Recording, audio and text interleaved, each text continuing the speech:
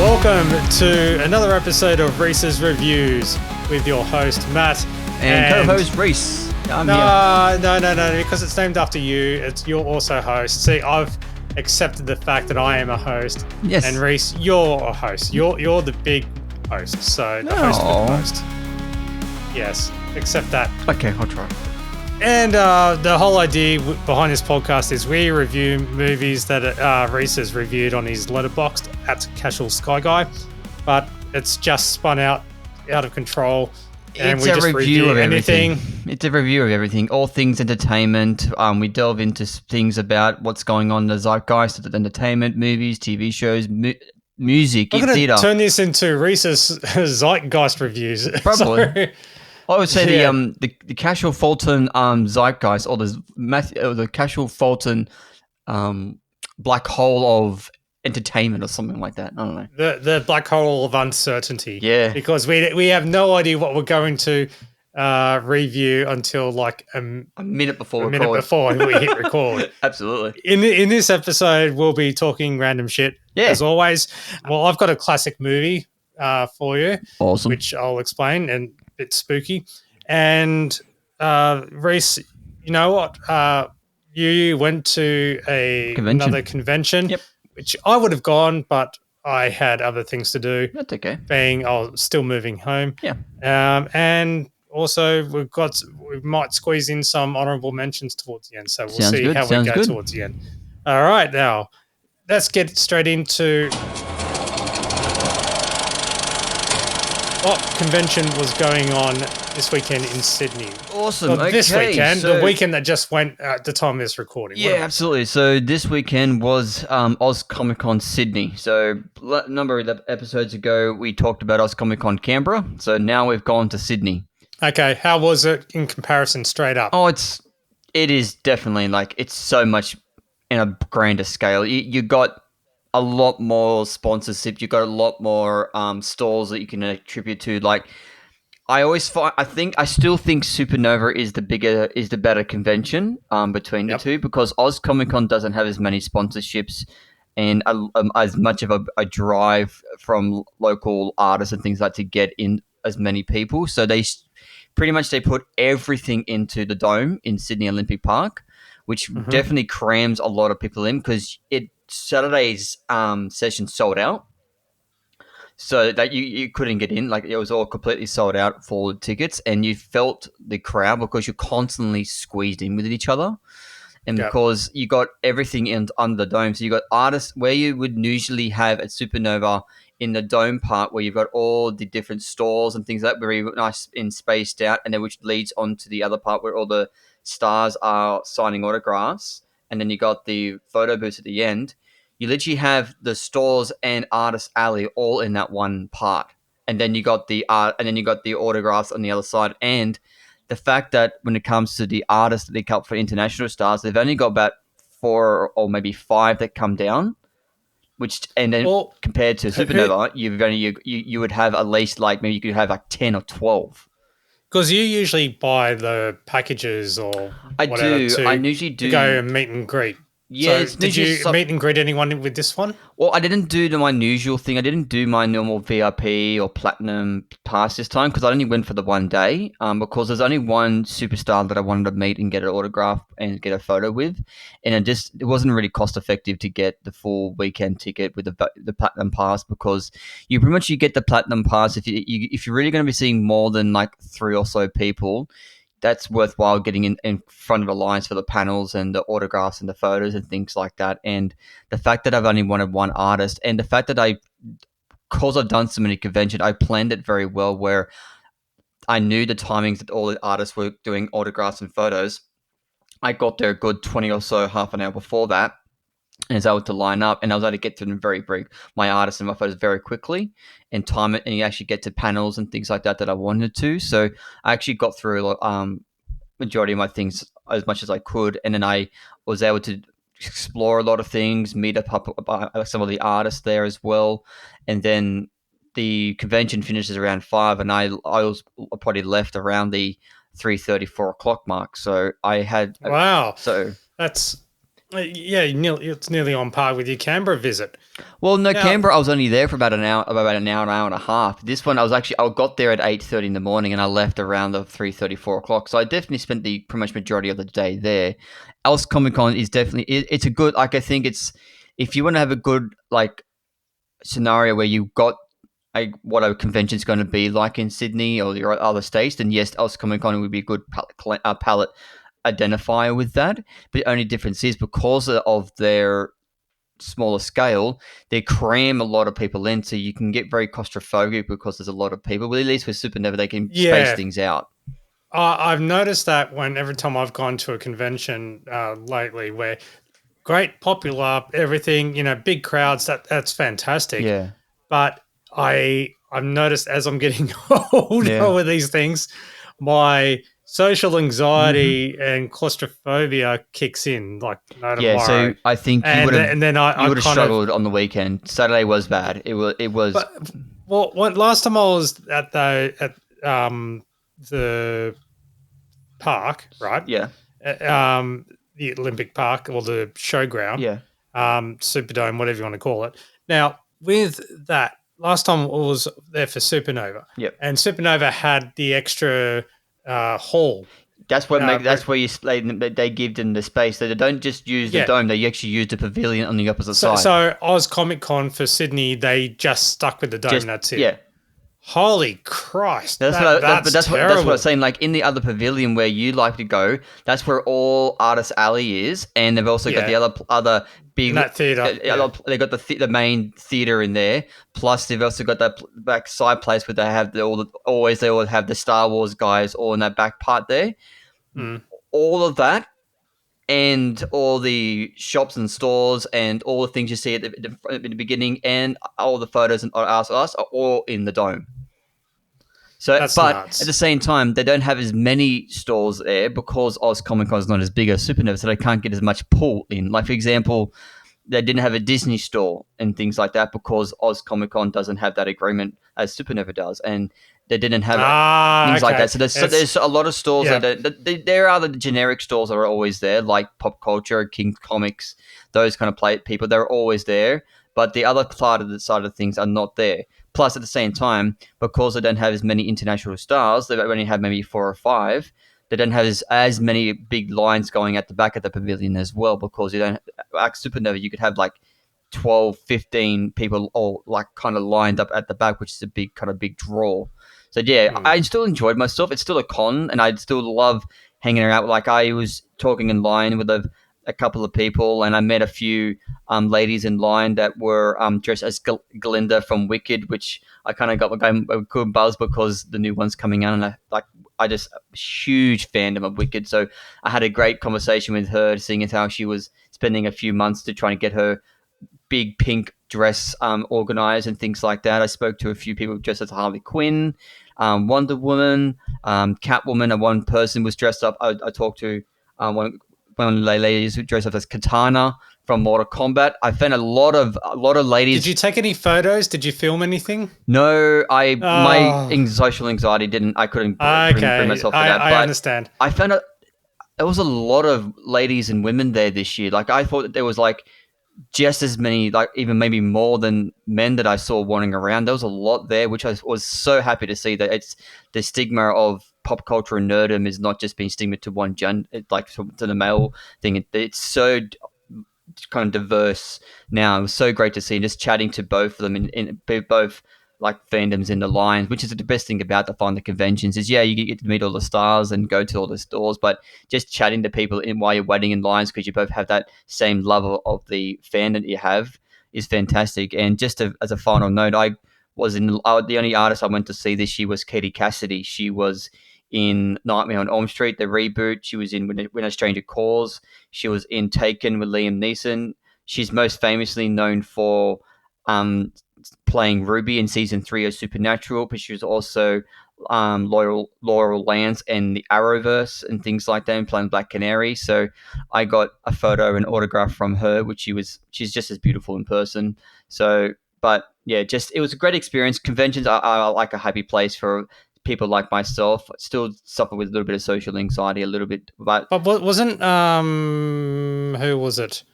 Billy Piper, or was that Supernova? No, she's been announced for Supernova Brisbane. Okay. No, I would have loved to. And that's where Supernova ends up throwing a bit more coin around. Yes, gotcha. They have a lot more, like I said, sponsorship to bring in some more international stars. I prefer, I love both equally. I feel like that Oz Comic Con is living up to its name in regards to concentrating on artists, in comics, like comic book artists. I think some of the local ones, I still think Oz Comic Con in Sydney was definitely it still felt like the essence of it. Definitely felt a little bit of a cheaper version of Supernova because you both have everything you get from Supernova. It just Supernova can provide a lot more options with having a lot more stretch. So I always will find I always spend more money at Supernova conventions because they provide a lot more. But Oz Comic Con I still thoroughly enjoy going to because you're filled with those kind of the different style of people and they can just still give you that experience and the way the one way Supernova runs the convention is you can see the differences between the two different styles of how they run their conventions and the volunteers and things like that. So it's definitely there. Right. So, but yeah, I definitely have had fun. mygeekculture.com.au is overdue to make another video for those conventions. So, you and I need to go together so you can boost my confidence and my anxiety. Yeah, we'll work on that. But if you did miss out on Oz Comic Con and Supernova in Sydney, at least if you missed out on your token signature meet and greet with John Jarrett of Wolf Creek. He's actually appearing at Geek Markets in Wollongong in October. Nice. Okay. And Geek Markets is operated by these comics in Canberra where they used to have a store in Belconnen, and I would shop with them for about 20 years. Oh, wow. Okay. And so Brendan, who runs these, he created his own little independent geek markets. So, nice. Okay. Just thought I'll let you know that. Beautiful. That's okay. Yeah, I didn't get paid for that promotion, so just I support up and coming cons and stuff like that. Yeah, so. It's always good to support the local artists. Yeah, so there's that little bit of info for you. So nice. I might head down there because it's on a couple of days. It's on the weekend of my birthday. So. Oh, beautiful! Nice getaway for you, then, mate. We go from cons to sounds so negative. Yeah, go for a cons to to something which this movie I watched and you haven't seen, Reece, and it's Australian. Never heard of it, so this is going to be intriguing. So I'm going to take the reins in here and I'm going to pester you with questions. So this is going to be first of all, yeah. I was while we've had, and thank you very much, listeners, for contributing and sending through movie suggestions and reviews and stuff like that. So I've got them. It's just my time is not as loose as Reece's. So it is pretty much if I have 5 minutes at night time and I'll go, oh, you know what, this could turn into 2.5 hours, bam, I'll watch a movie. So I can't schedule my life around that anymore. Fair enough, mate. Fair enough. This one was recommended to me months before we started this podcast. Okay. Right. Okay. So, and I was pushed by someone who I work with to go, watch this. And I've gone, all right, I'll give it a go. Yep. And it's a Australian horror thriller. It's just spooky, absolutely spooky sci-fi documentary, right? It's but it's a mockumentary. So I was going to say, okay, so it's mockumentary. Well, it's a fake documentary. Okay. Faux-umentary. Okay. Or fockumentary. It is Lake Mungo from 2008, and it's an Australian film. Think like lost footage type film. Okay. Things, right? And so what it is, it's based on something which, and when you watch it, you go, "Holy crap! The way that they put this together feels so real." Okay. So, family swimming at a local watering like lake, I guess, Mungo type thing. Yep. And like family and so brother and sister in the water, and then the brother comes to shore, and then later on, where's her sister? Where is she? And she's disappeared. And so eventually, the police and rescue teams and everything else like that are at the water and eventually find her body. Okay. Yep. So she appears to have drowned. And we see this is not spoilers, by the way. So this is just part of the whole thing. Plus, it's from 2008. I was going to say this is classified in our version of a classic. So if you haven't seen the movie, you're probably not interested, or you already know what the movie's about. So spoil away.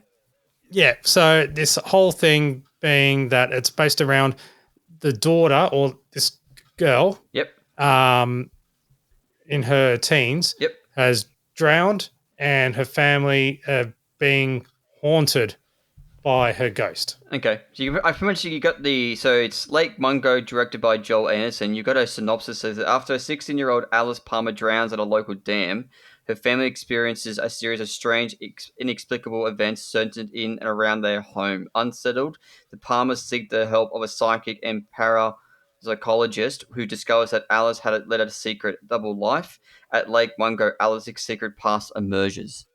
Spot on. Thank you very much. You just summed it up perfectly. And I give this so many stars. No, not wrapping it up that quick. No, hell no.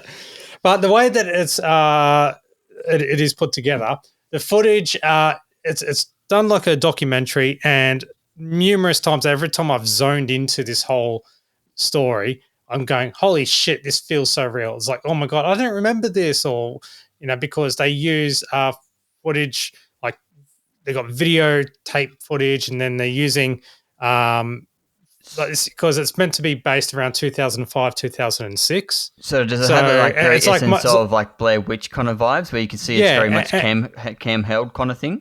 Yeah, and also filmed on a mobile phone, so you got the low quality footage as well. So it's the family is being haunted. Well, they think they're being haunted or something like that by the daughter's ghost, the spirit. The brother, Matthew, out of all names, he is going through the processes of moving on with life, but also wants to try and contact his sister as well. And so they're leaving film, cameras rolling at nighttime, and they're doing activities. They do seance and trying to bring up the spirit or see if they can capture anything. Yeah. But as it goes on, it gets more mysterious, and again, as you just said during the synopsis, that you discover that she's leading a bit of a double life. Okay.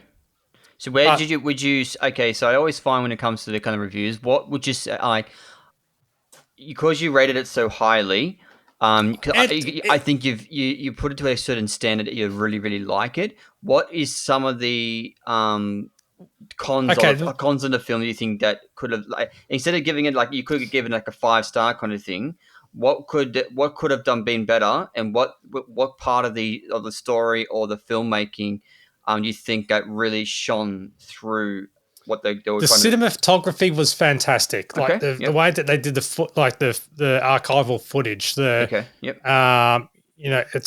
It's creepy as fuck. Like, I saw that in your review, and I went, "Oh, okay." Yeah, very eerie, is it? Very eerie, compelling. It's like when you went camping, or you did stuff with your friends, and you're out in the middle of nowhere, or you're on the beach and there's like no lights or anything like that, and then you start imagining, you start seeing figures or whatever at nighttime, and you think, what's that? You start becoming paranoid. Yeah. It was kind of like that. So the whole part with Thank you, Jason. So So what's her name? I've got it here. I've got the Alice Palmer. Yep. Yep. Okay. All right. So whole thing is based around the 16-year-old daughter, Alice Palmer, and she's starting to become a bit paranoid. Well, months before her drowning, she is starting to feel like that she keeps seeing visions or has the fear of dying, or she's predicting her death, so to speak. So, right, okay, and it's like okay, and not many people believe her, and she just continues on living a life like as any teen would, and as time goes on, then things start to unravel, basically. Okay. Where like some of the secrets will come out, like one's very disturbing. Yeah, because from what I can see, I'm just reviewing like synopsis I picked up from Letterboxd. It's a very short film, and it only goes for goes for 80 minutes. Yeah, it's very short. They could have done a bit more with it because, like, while there was a conclusion to it all and everything, I wanted to know more. They needed to put in more lore, like. Okay. There's and I don't want to say it because it is a spoiler, but there's a moment which is, quite taken aback by, and then it involves a couple of other people. Yeah. But then suddenly they're like, and it eventually involves the police. Yeah. But then that story just kind of like they go, oh, the police are onto them, and then it just stops. You don't find out a conclusion for that arc, plot point, that branch of the story. Yeah. And so, it took me a while to kind of absorb it. Okay. And so while it does wrap up, it has a somewhat satisfactory conclusion. Okay. And the actors in it, the director wanted to use very low profile, right? And it's not until down the track you discover they've actually been in a lot of things, but everyone in it they're all actors, and you don't know who they are. So it gives that feeling authenticity and independent kind of feel. Yes. Yeah. And it's great. It's absolutely great. I love this stuff because it's like watching an episode of, those true crime things or unsolved mysteries or whatever. It's like that. Okay. Right? So from what I can understand, like I always find when it comes to a lot of films, like I don't think more is necessarily always better. Like it's like some films can warrant having a film 2.5 hours long, but some films can be 80 minutes long, and that could be perfect for that film. And I find sometimes like I would rather a film feel like you need more rather than rather than the opposite where you think it drags on too much. So from what I can understand, it was a good kind of compact of an 85-minute film. But you feel like it could have been extended for at least another 10-15 minutes to give you some more clarity, some of the narrative plot points that were provided. Exactly. The way that it ended, it was like, okay, is that it? But it's not like a major ending. Yeah. But it's like but it makes you reflect as well. So it's thought-provoking. Yeah, it does. Yeah, eventually it took me a while to absorb it. Okay. And like once the movie finished, I sat there and then I continued on with my evening. And then I just thought, okay, this, like I've come to watch this fake documentary, or documentary which, it would be kind of, think of it as you would watch something on Four Corners. Yeah. Okay. The way that it's stylized and everything else. And then it's just like, there's a meaning behind this. And because they could have ended it a different way, but the way that they did it, it kind of matches that theme. Okay. So because it's not until afterwards, it's like, it doesn't tell you like how to think. It makes you realize later on. It's like, okay, if you put it under that category, then that ending makes sense. Okay, do you find it the ending was anticlimactic, or is just left anticlimactic? Anticlimactic. Yeah. Did you find it was Sorry, I'll say that again. Anticlimactic, yes, but it was a satisfactory ending because of the overall theme behind that particular character. Okay, so from what I understand, you've got a satisfying ending to some of the characters, but it's dissatisfying with not all the characters. So they did well with some of the characters, just not all of them. Yeah, and I wanted to know more. Okay. I really did. I just like the creepy thing that happened with her and two other people. Yeah. And then it's just like I wanted to know more of a backstory. Okay. And then it was just like a neutral ending. Okay. So what would you rate it? Out of 5, I gave it a 4. Nice. So it's high. And Okay. I like it just got a 4. So I probably would have made it about a 3.5, but it made me think more and it made me feel sad at the same time because it is a sad story. Is it actually based on a true story? Or is no fiction? But Lake Mungo is real. Okay. Because it's a spiritual thing, like in regards to the indigenous, like, you know, goes back like 40,000 years ago, like all the bodies and stuff. Like it's a very spiritual area. Yep. Okay. But yeah, it feels very raw and real. Okay. And just when you think, you know, you go to try and Google it, and then you realize, it's a fake movie. Okay, yeah. So it is definitely it has its. I really want to say it, even though it's a classic movie because it came out so long ago. I still don't want to spoil it. So okay, so it's one of those films where you feel so. It gives you it left you with an experience where if someone hasn't watched it, you don't want to take away that the context of the story to provide that conclusion to other people. Like it's very. I'm going to spoil it. It'll show like visions or imagery, and then it'll just make you concentrate on one part, and just the creepy viral memes or whatever, and you just go, "Oh, can you see this?" and you know, or whatever. Yep. And then when they recap something, they go, "Oh, something else was there, and it was right in front of you the entire time." And then when you go back and watch it the second time, you're going, now you pick up all the little clues they put in. Exactly, kind of like that. That's where it also makes you think. So, nice. and then you go, "Oh, I saw that part, but actually at the same time something else." So you're being distracted. So okay, yeah, and it makes me sad. The ending made me feel quite sad, and yeah, because it's like, that poor girl. But I will talk to you off air a bit more about it. Open up. But yeah, 4 out of 5. And in fact, I was also inspired by the fact that Umbrella Entertainment. It's not a freebie. It's not being paid for this, but they're releasing a 4K version of it as well. Nice. So, probably not worth the 4K version, but it's definitely worth to put in the library just to bring it out every now and then. So, I quite enjoyed it, and it's Australian, so even better. I'm kind of annoyed that it's taken me so long to actually watch this movie. Trust me, don't worry. I had a conversation the other day where my wife and I were watching The Amazing Race. In the latest episode, one of the celebrity contestants confessed that she's never seen The Castle, and one of the stars that are participating in The Amazing Race is Stephen Curry, who's in The Castle. And say, I have to revoke my Australian passport because I haven't seen The Castle. And I say, well, I'll be a hypocrite because I'll lose my Australian passport because I've never seen The Adventures of Priscilla, Queen of the Desert, or I haven't seen Muriel's Wedding either.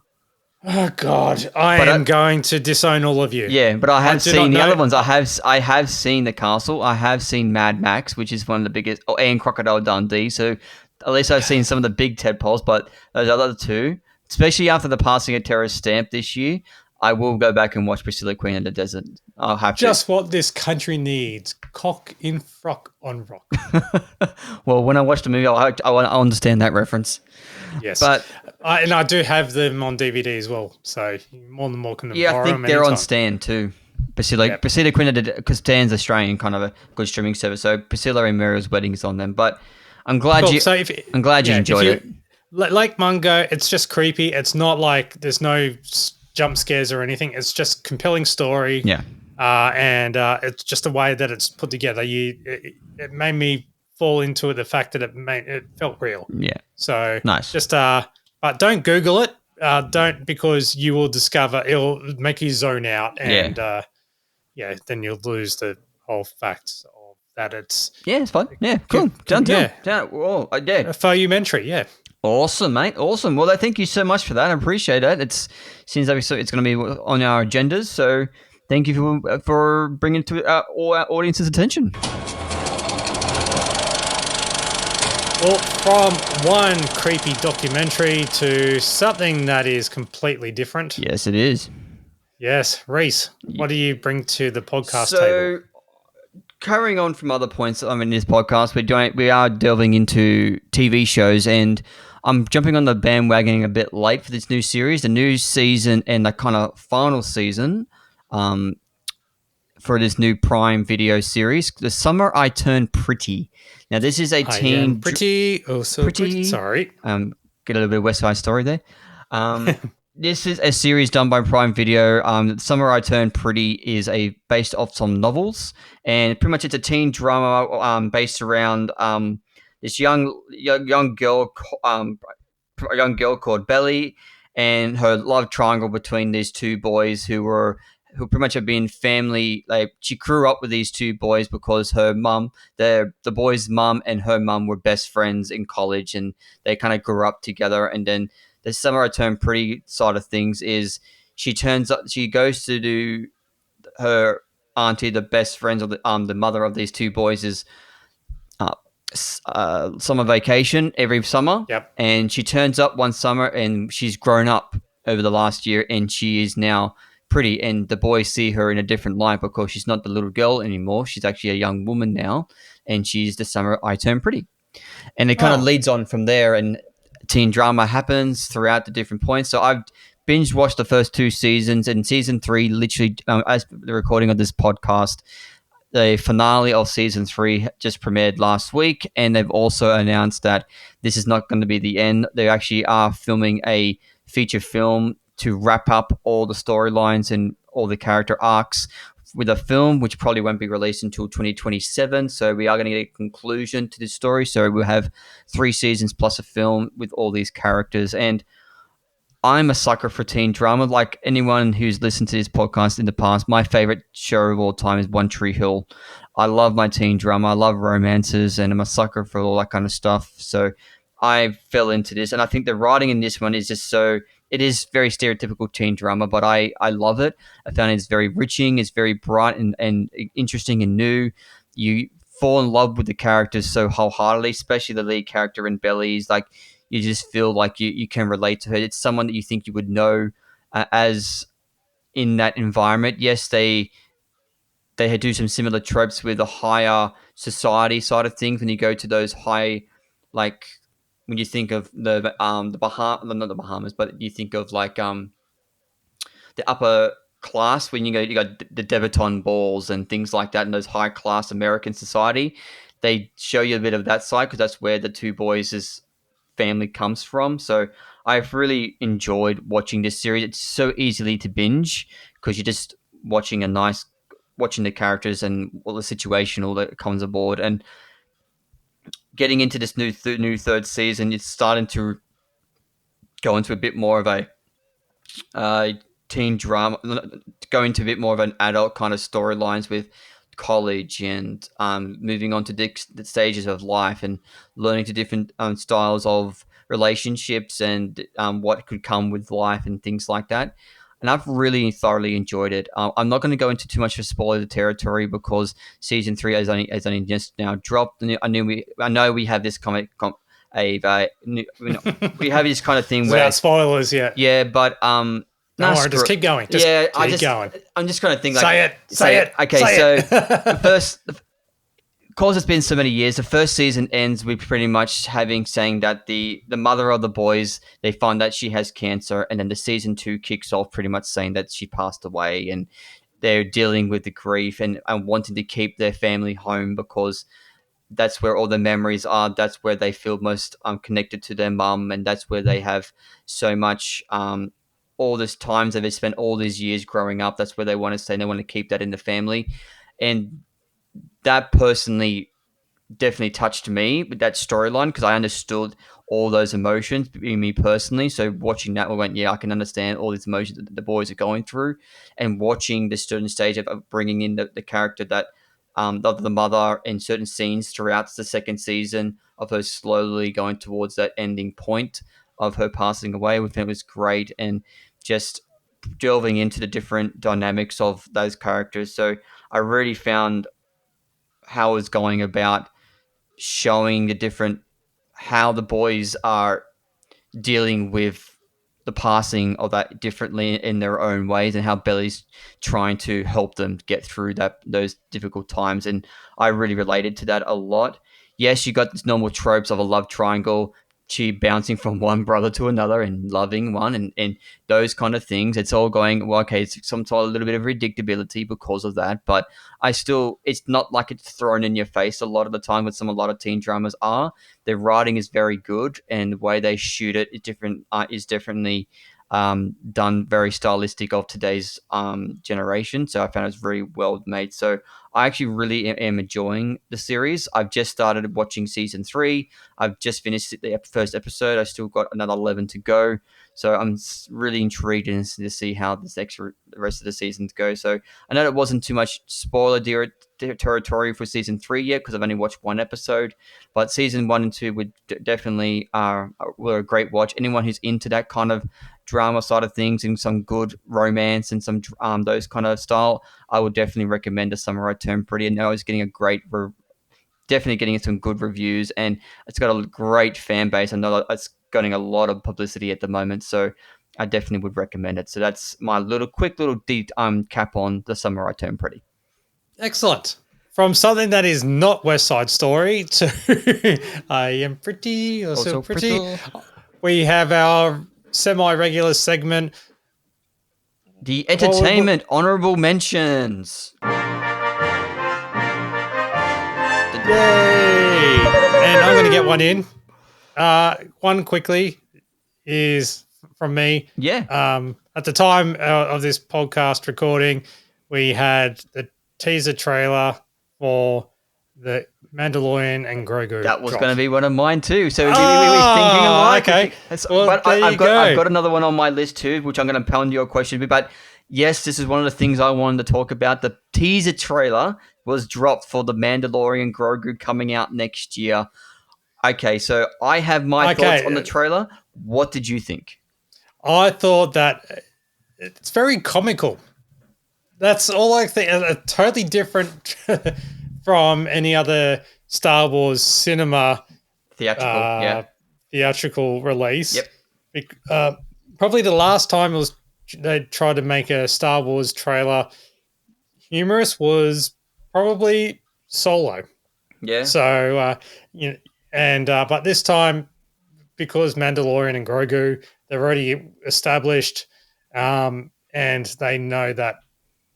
It shows the humor of the cheekiness from the TV series. Mm-hmm. So I'd say that this looks kind of retro-esque as well, like with the font and style of it. Mm-hmm. But yeah, it's like they're taking a step away from the cinematic universe type thing, even though it is part of that universe. Yeah.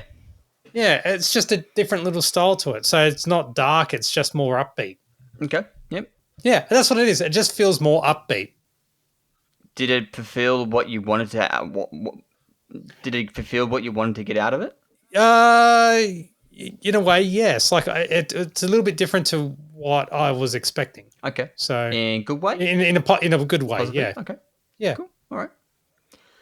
My thoughts.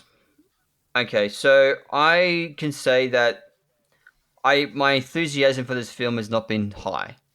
The fact that by the time this film comes out, we've been waiting 7 years for a theatrical release Star Wars film.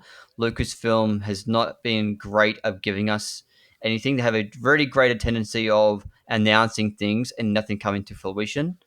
And the fact that the first theatrical film we're getting in 7 years is nothing original. It's a expansion of a TV show from Disney Plus. Doesn't invoke me with a lot of confidence.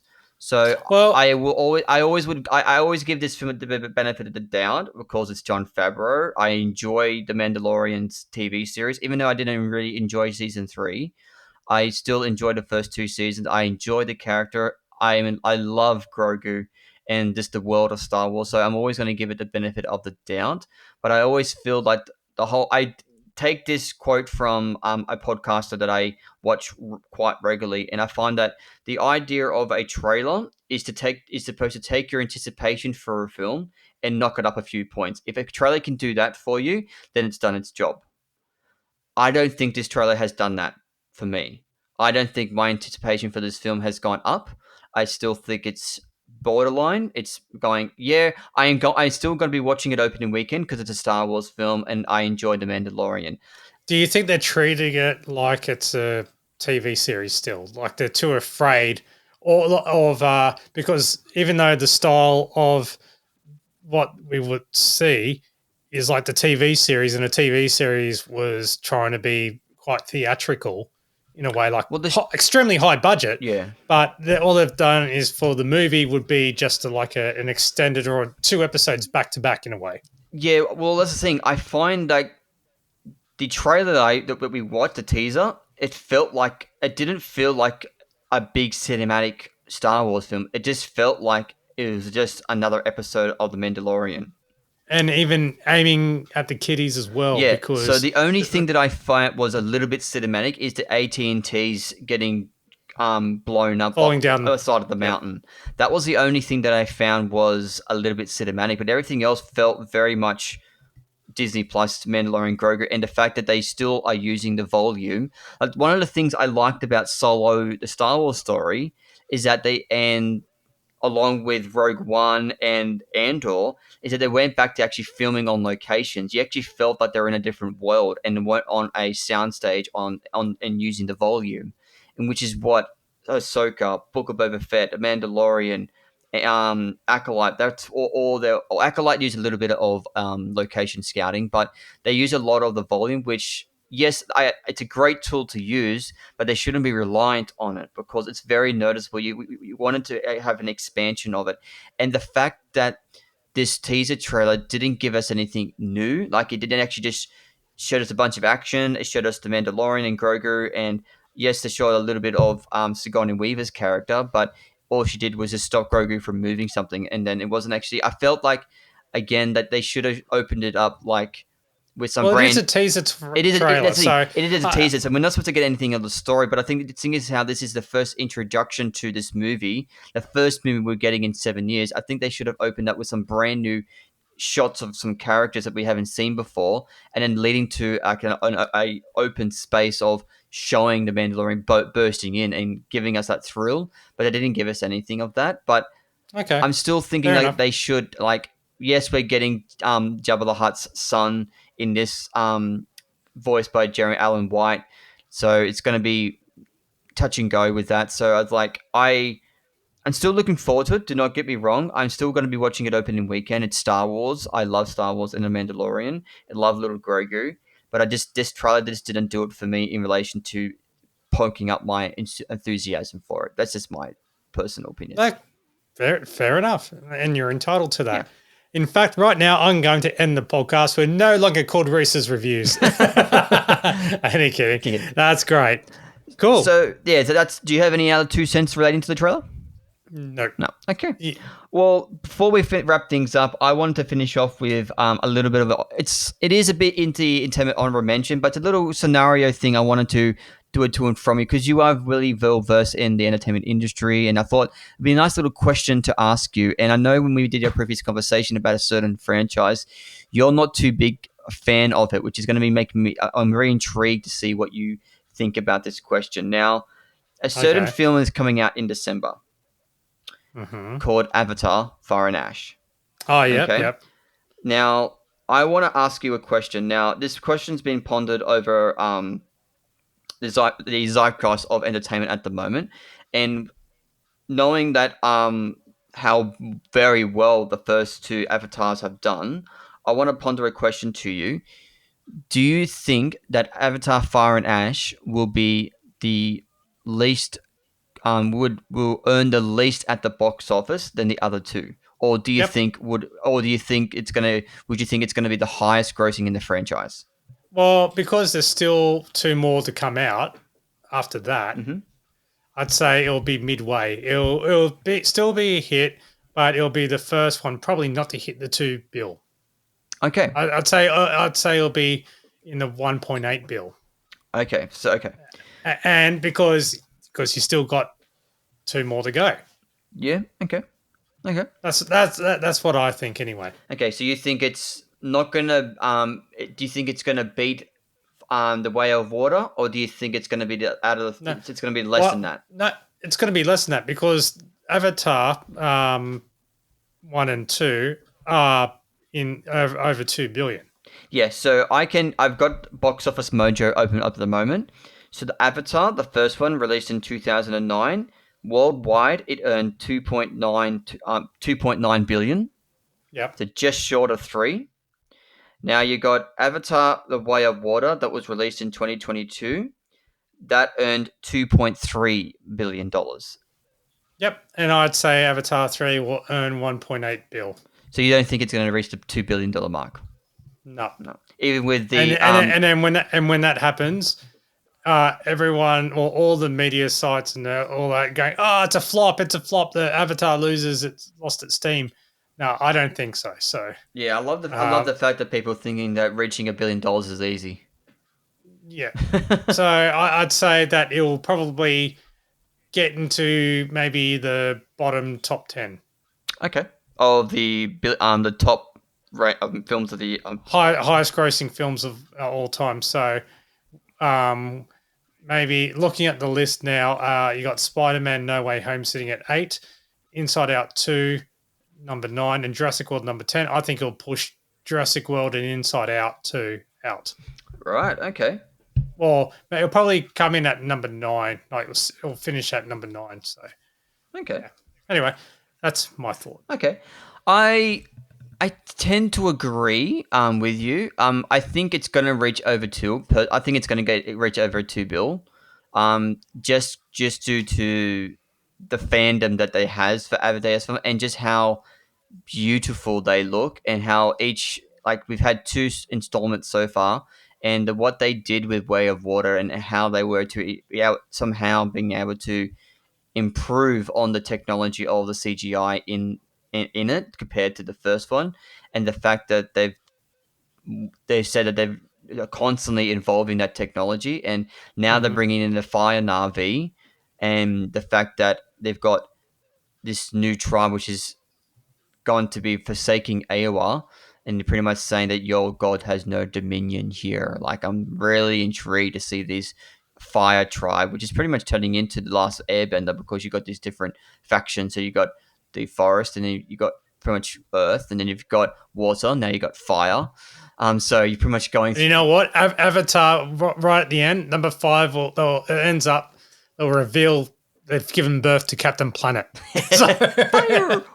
Earth, fire, wind, water, Captain and heart. Yeah. Planet, yeah. Oh. So Captain Planet is an avatar. Hey. Like he technically is an avatar of all the elements together. Was he? Mind blown! Oh, was there's a revelation. He blue in the? Was he sketched as blue? Captain Planet? I don't know. But anyway, yeah, I do tend to agree with you. I think it's still going to reach over 2 billion. I think Avatar: Fire and Ash, because it's got that pop culture zeitgeist of people are intrigued about it. I think it's going to reach over 2 bill. I just don't think. I think it would just fall just short of 2.3. I don't think it's going to reach The Way of Water, but they're doing a re-release of The Way of Water in next month for a week, which is going to give a little bit of bump on its overall grossly totals for the worldwide. But I don't think that's the Fire and Ash is going to do it unless he does something like it's like thing never bet against James Cameron. Like, he's just the fact that he's got 3 of his films are in the top 5 highest grossing films of all time, with 2 Avatar films and Titanic, is just phenomenal.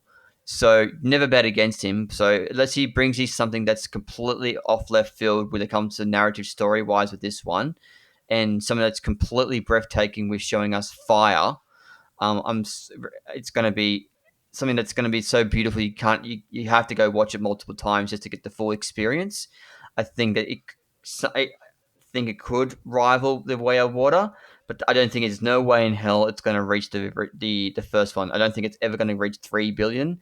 I think it's going to reach 2, and just maybe borderline reach just under The Way of Water of 2.3. And so that's my personal thing. So I'm really intrigued to seeing what like we've gotten some the first sale of the marketing starting to kick up. We've gotten a teaser trailer for The Fire and Ash, so I'm intrigued to see what the next trailer is going to give us, with getting a bit more understanding what the story is and how everything coincides in with that. So I'm actually intrigued about it. It's one of my anticipated films for the remainder of the year. You've never been a really big fan of the Avatar series, have you? No. No. No, not at all. No. So do you think I've watched them? I've watched them, but I watched the first one in 3D, and I was like, "Oh yeah, that's really cool." But yeah, it's like I don't hate them. I'm not interested in them. So, do you think it's one of these films that would you be seeing Avatar? Like, would you be one of these people seeing it opening weekend, or no? Would you at least go? Do you still feel like it's a film that should be seen on the big screen? No doubt, it's film. Those movies are made to look amazing on IMAX or whatever, like an immersive experience, but it just doesn't appeal to me. Okay. Yeah, that's it. That's a great thing about films. Like, they're all subjective. Like, some things hit you. Like, I would never say Avatar is one of my favorite franchises of all time. But at the same time, I still get thoroughly enjoyed about it, because it does give you what you want out of what I would like out of it, which is immerses you into a whole brand new world, and it's so rich and vibrant and beautiful. And I feel like, and the characters are relatable, which is fantastic. Yes, the stories aren't completely original, but the world that he's escaping you into is just so fresh and vibrant that I just love escaping into the world that is Pandora. It's like Jimmy C, James Cameron. There are other films that I would watch over Avatar, like True Lies, Terminator, and those kind of things. But Avatar I still thoroughly enjoy. But I'm actually looking forward to watching it at the end of the year. But I wouldn't say it's my number one most anticipated film for the end of the year. I think that goes towards Wicked. Wicked is my number one for the remainder of the year, but Avatar is definitely just underneath that for me. So cool. Fair enough. Well, I accept that. Wraps up Entertainment Honourable Mentions. It was a bit of a well-versed this one round, but keep in tune for weeks coming. We'll have some more coming your way. If you have any thoughts and opinions about what we discussed today, or future experience, what you'd like us to review, please put them in the comments below. Everything is in the show notes, as the legend always does. So let us know what you think.